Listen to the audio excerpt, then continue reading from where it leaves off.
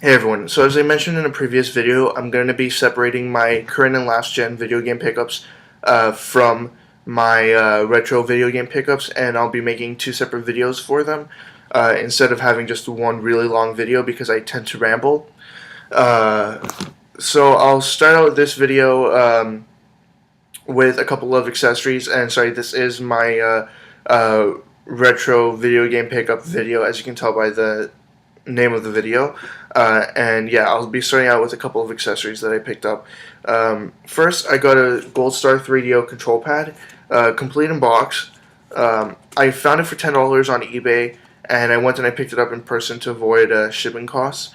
And I just found it weird that it was really hard to find them in the city of Toronto at any store.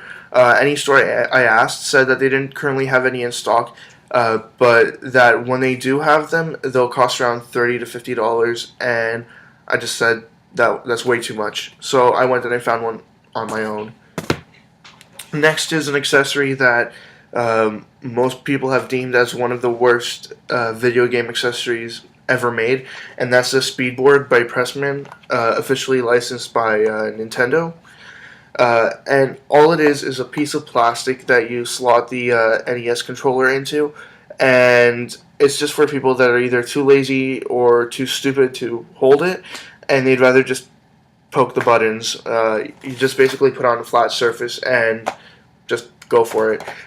It was $5, and it was complete, never used, and the box is in great condition, so I got it.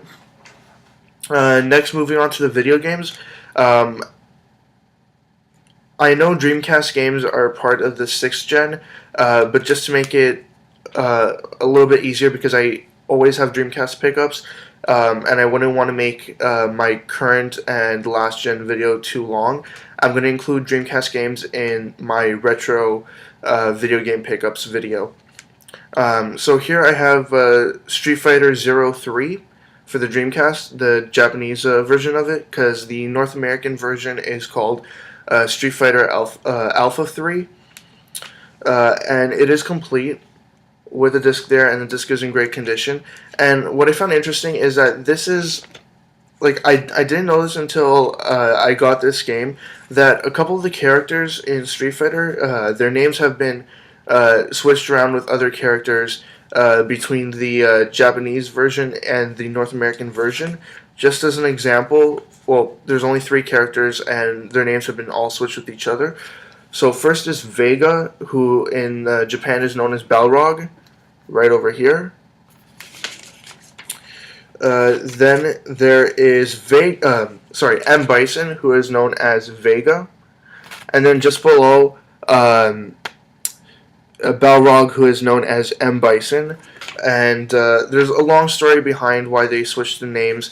It basically boils down to Vega not sounding like a strong enough name for a ruthless dictator, and M. Bison being really close to Mike Tyson, because Balrog is an African-American boxer.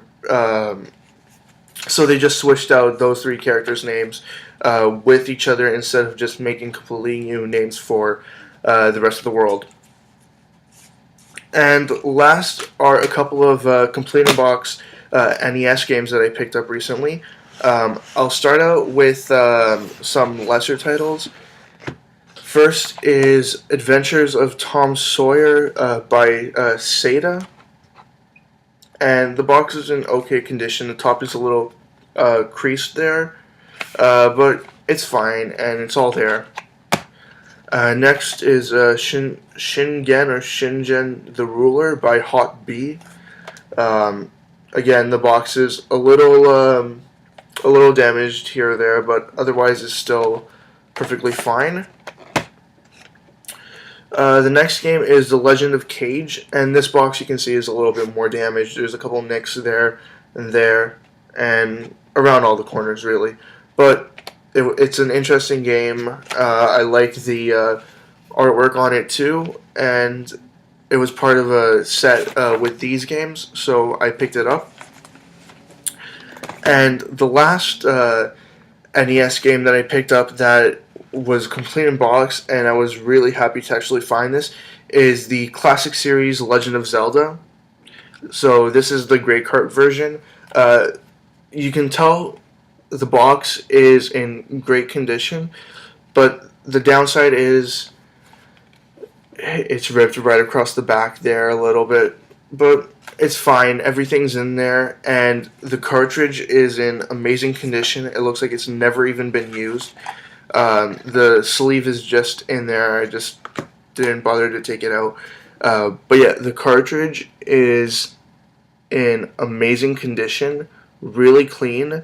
There's a little bit of like light indentation on the sticker there, but otherwise it is not even noticeably damaged in any way. It just looks like somebody took it out of the box and put it right back in. This though, I did end up paying a little bit more to get it because it was in such good condition, and I paid $30 for it. And although I have the gold cart version, I still wanted to buy this version as well.